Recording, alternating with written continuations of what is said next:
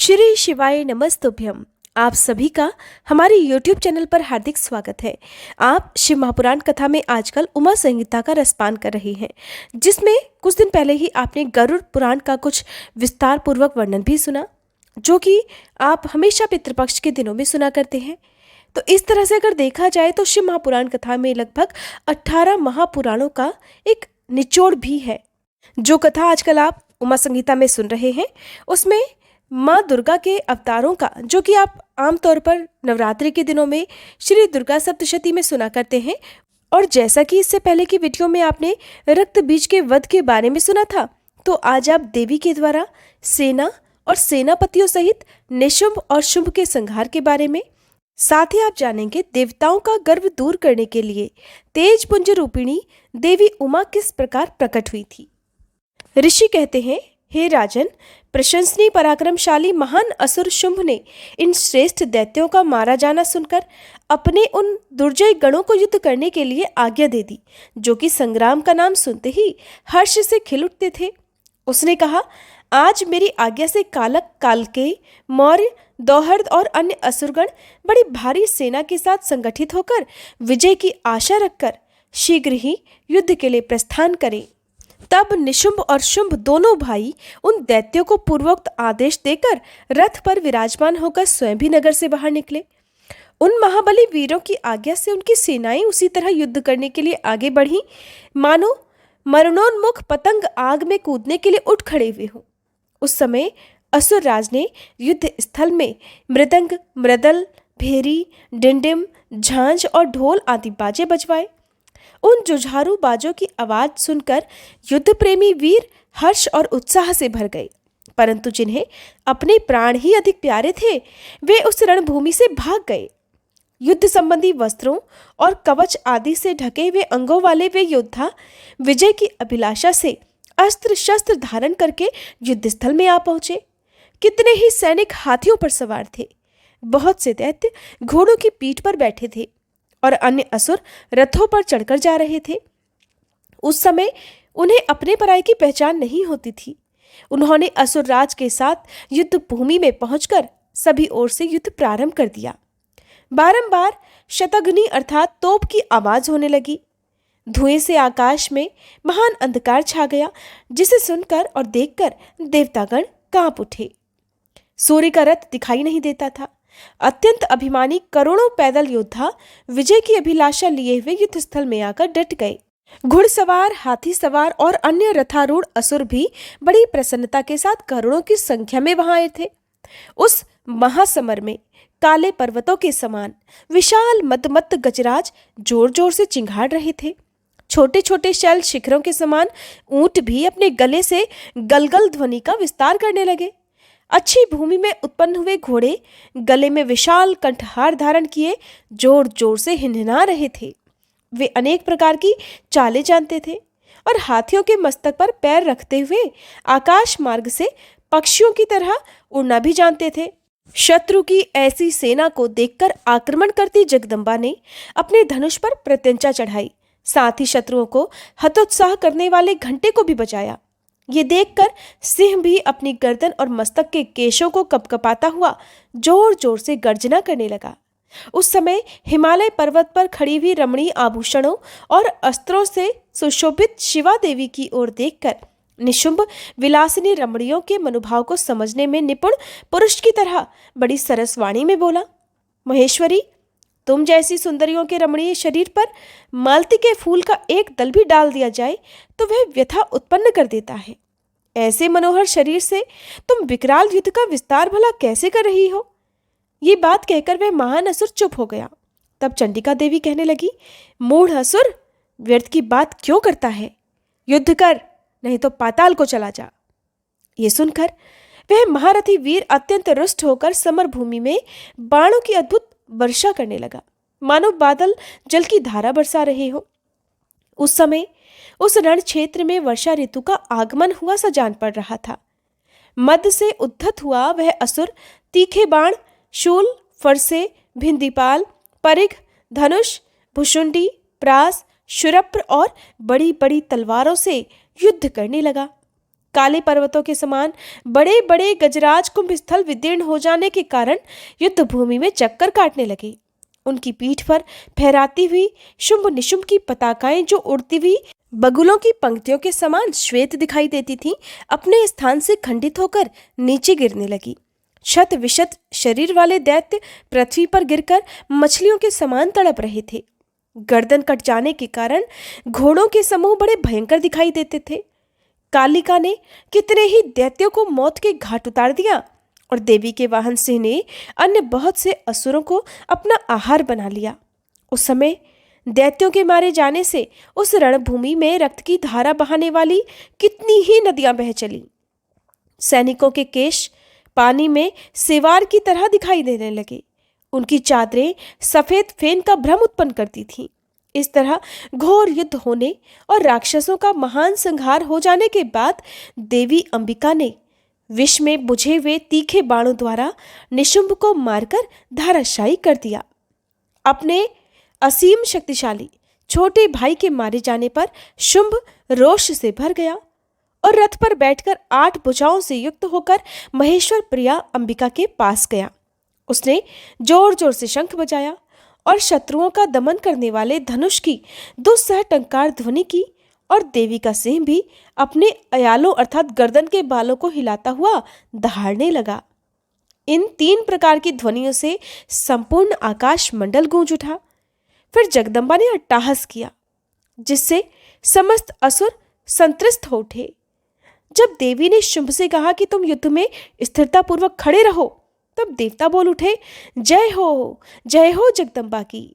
ठीक उसी समय दैत्यराज शुंभ ने बड़ी भारी शक्ति छोड़ी, जिसकी शिखा से आग की ज्वाला निकल रही थी, परंतु देवी ने एक उल्का के द्वारा उसे मार गिराया। शुंभ के चलाए हुए बाणों को देवी ने और देवी के चलाए हुए बाणों को शुंभ ने सहस्त्रों टुकड़े कर दी। फिर चंडिका ने त्रिशूल उठाकर उस महान असुर पर आघात कर दिया। त्रिशूल की चोट से मूर्छित होकर वह इंद्र के द्वारा पंख काट दिए जाने पर गिरने वाले पर्वत की तरह आकाश, पृथ्वी और समुद्र को कंपित करता हुआ धरती पर गिर पड़ा। फिर शूल के आघात से होने वाली व्यथा को सहकर उस महाबली असुर ने 10,000 बाहें धारण कर ली और देवताओं का भी नाश करने में समर्थ चक्रों द्वारा सिंह सहित महेश्वरी शिवा पर आघात करना प्रारंभ कर दिया। उसके चलाए हुए चक्रों को खेल ही खेल में विदीर्ण करके देवी ने त्रिशूल उठाया और उस पर घातक प्रहार कर दिया। शिवा के लोक पावन पाणी पंकज से मृत्यु को प्राप्त होकर वे दोनों असुर परम पद के भागी हो गए। उस महापराक्रमी निशुंभ और भयानक बलशाली शुंभ के मारे जाने पर समस्त दैत्य पाताल लोक में घुस गए। अन्य बहुत से असुरों को काली और सिंह आदि ने खा लिया और शेष दैत्य भय से व्याकुल होकर 10 दिशाओं में भाग गए। नदियों का जल स्वच्छ हो गया, वे ठीक मार्ग से बहने लगी। मंद मंद वायु बहने लगी, जिसका स्पर्श बड़ा सुखद लगता था। आकाश निर्मल हो गया। देवताओं और ब्रह्म ऋषियों ने फिर से यज्ञ यज्ञादि प्रारंभ कर दिए। इंद्र आदि सभी देवता पहले की तरह सुखी हो गए। हे प्रभु, दैत्य राज के वध प्रसंग से युक्त इस परम पवित्र उमा चरित्र को जो श्रद्धा पूर्वक बारंबार श्रवण या पाठ करता है, वह इस लोक में देव दुर्लभ भोगों का उपभोग करके परलोक में महामाया के प्रसाद से उमा धाम को जाता है। राजन, इस प्रकार शुंभासुर का संहार करने वाली देवी सरस्वती के चरित्र का वर्णन किया गया, जो साक्षात उमा के अंश से प्रकट हुई थी। तब मुनियों ने कहा कि संपूर्ण पदार्थों के पूर्ण ज्ञाता सूत जी, भुवनेश्वरी उमा के जिनसे सरस्वती प्रकट हुई थी, अवतार का पुनः वर्णन कीजिए। वे देवी परब्रह्म, मूल प्रकृति, ईश्वरी, निराकार होती हुई भी साकार और नित्यानंद मयी सती कही जाती हैं। तब सूत जी कहने लगे, तपस्वी मुनियों, आप लोग देवी के उत्तम और महान चरित्र को प्रेम पूर्वक सुनिए, जिसके जानने मात्र से मनुष्य को परम गति प्राप्त हो जाती है। एक समय देवताओं और दानवों में भयंकर युद्ध हुआ। उसमें महामाया के प्रभाव से देवताओं की जीत हो गई। इससे देवताओं को अपनी शूरवीरता पर बड़ा गर्व हुआ। वे आत्म प्रशंसा करते हुए इस बात का प्रचार करने लगे कि हम लोग धन्य हैं और धन्यवाद के पात्र हैं। असुर हमारा भला क्या कर लेंगे? वे हम लोगों का अत्यंत दुस्सह प्रभाव देखकर भयभीत होकर भाग चलो कहकर पाताल लोक में घुस गए।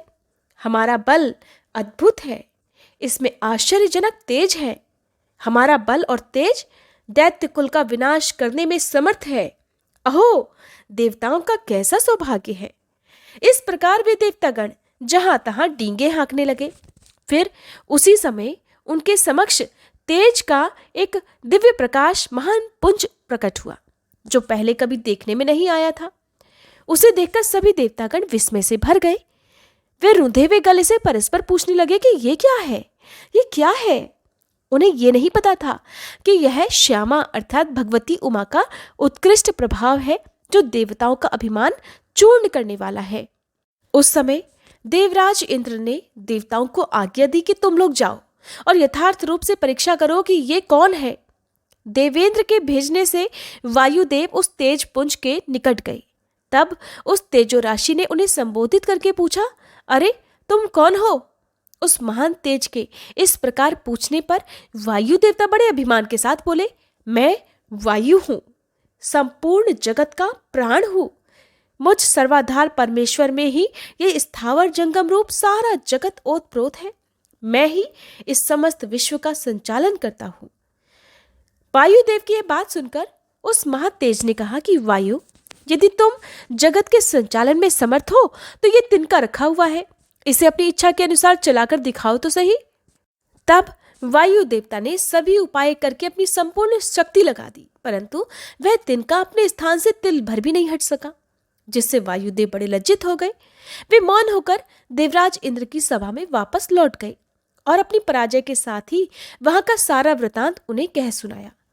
वे बोले, देवेंद्र, हम सब लोग झूठे ही अपने आप में सर्वेश्वर होने का अभिमान रख रहे हैं, क्योंकि किसी भी छोटी से छोटी वस्तु का भी हम कुछ नहीं कर सकते।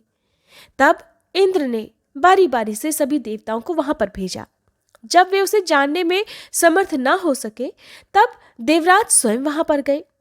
देवराज को आते देखकर वह अत्यंत दुस्सह तेज तत्काल ही अदृश्य हो गया। इससे इंद्र बड़े विस्मित हुए और मन ही मन बोले, जिसका ऐसा चरित्र है उसी सर्वेश्वर की मैं शरण लेता हूं। सहस्त्र नेत्रधारी इंद्र बारंबार इसी भाव का चिंतन करने लगे। और फिर ठीक उसी समय निश्चल करुणामय शरीर धारण करने वाली सच्चिदानंद स्वरूपिणी शिव प्रिया उमा उन देवताओं पर दया करने और उनका गर्व हरने के लिए चैत्र शुक्ला नवमी को दोपहर में वहां प्रकट हुई। वे उस तेज पुंज के बीच में विराज रही थी, अपनी कांति से दसों दिशाओं को प्रकाशित कर रही थी और समस्त देवताओं को स्पष्ट रूप से ये भी जता रही थी कि मैं ही साक्षात परब्रह्म परमात्मा हूँ। वे 4 हाथों में क्रमशः वर, पाश, अंकुश और अभय धारण किए थीं। श्रुतियां साकार होकर उनकी सेवा करती थीं। वे बड़ी सुंदर दिखती थीं और अपने नूतन यौवन पर उन्हें बड़ा गर्व था। अब आप सभी माँ के इस सुंदर रूप का आंखें बंद करके ध्यान कीजिए। माँ ने लाल रंग की साड़ी पहनी हुई थी। लाल फूलों की माला और लाल चंदन से उनका श्रृंगार किया गया था। वे कोटि कोटि कंदर्पों के समान मनोहारिणी और करोड़ों चंद्रमाओं के समान चटकीली चांदनी से सुशोभित थी। सबकी अंतर्यामिणी, समस्त भूतों की साक्षिणी और परब्रह्म स्वरूपिणी उन महामाया ने इस प्रकार कहा। देवी उमा बोली, मैं ही परब्रह्म, परम ज्योति, प्रणव रूपिणी और युगल रूप धारिणी, मैं ही सब कुछ हूँ। मुझसे भिन्न कुछ भी पदार्थ नहीं है। मैं निराकार होकर भी साकार हूँ, सर्व तत्व स्वरूपिणी हूँ। मेरे गुण अतर्क्य हैं। मैं नित्य स्वरूपा और कार्य कारण रूपिणी हूँ। कभी स्त्री और कभी पुरुष दोनों रूपों में एक साथ प्रकट होती हूँ। यही मेरा अर्धनारीश्वर रूप है। मैं सर्वरूपिणी ईश्वरी हूँ। मैं ही सृष्टिकर्ता ब्रह्मा हूँ। मैं ही जगत पालक विष्णु हूँ और मैं ही संहार करता रुद्र हूँ। संपूर्ण विश्व को मोह में डालने वाली महामाया भी मैं ही हूँ। काली, लक्ष्मी और सरस्वती आदि संपूर्ण शक्तियाँ तथा ये सकल कलाएं मेरे अंश से ही प्रकट हुई हैं। मेरे ही प्रभाव से तुम लोगों ने संपूर्ण दैत्यों पर विजय प्राप्त की है। मुझ सर्व विजयिनी को न जानकर तुम लोग व्यर्थ ही अपने आप को सर्वेश्वर मान रहे थे। देवतागणों, जैसे इंद्रजाल करने वाला सूत्रधार कठपुतली को नचाता है, ठीक उसी प्रकार मैं भी अर्थात मैं ईश्वरी ही समस्त प्राणियों को नचाती हूँ। मेरे भय से हवा चलती है, मेरे भय से ही अग्निदेव सबको जलाते हैं और मेरा भय मानकर ही लोकपालगण निरंतर अपने अपने कर्मों में लगे रहते हैं। मैं सर्वथा स्वतंत्र हूँ और अपनी लीला से ही कभी देव समुदाय को विजयी बनाती हूँ तो कभी दैत्यों को। माया से परे जिस अविनाशी परात्पर धाम का श्रुतियां वर्णन करती हैं वह मेरा ही रूप है। सगुण और निर्गुण ये मेरे दो प्रकार के रूप माने गए हैं। इनमें से प्रथम तो माया युक्त है और दूसरा माया रहित। देवताओं, ये सब जानकर अब गर्व छोड़ो और मुझ सनातनी प्रकृति की प्रेम पूर्वक आराधना करो। देवी का यह करुणायुक्त वचन सुनकर देवतागण भक्ति भाव से शीश झुकाकर उन परमेश्वरी की स्तुति करने लगे। जगदीश्वरी क्षमा करो, परमेश्वरी प्रसन्न हो, हे माता ऐसी कृपा करो जिससे फिर कभी हमें गर्व ना हो सके। तब से सभी देवता गर्व छोड़कर एकाग्रचित्त होकर पहले की तरह विधिपूर्वक उमा देवी की आराधना करने लगे। हे ब्राह्मणों, इस प्रकार मैंने तुमसे देवी उमा के प्रादुर्भाव का वर्णन किया है, जिसके सुनने मात्र से ही परम पद की प्राप्ति हो जाती है। अगले अध्याय में आप जानेंगे कि देवी का नाम दुर्गा, शताक्षी, शाकंभरी और भ्रामरी क्यों पड़ा। विस्तार पूर्वक वर्णन आप सभी को केवल शिव महापुराण कथा में ही सुनने को मिलेगा। हर बार की तरह अगर आज की ये वीडियो भी आपको पसंद आई हो तो प्लीज़ वीडियो को लाइक करना मत भूलिएगा। जिन्होंने भी हमारे चैनल को अब तक सब्सक्राइब नहीं किया है, अगर आपको हमारे चैनल पर ये कथाएं सुनना पसंद है तो हमारे चैनल को अभी सब्सक्राइब करके बेल आइकन जरूर प्रेस कीजिएगा।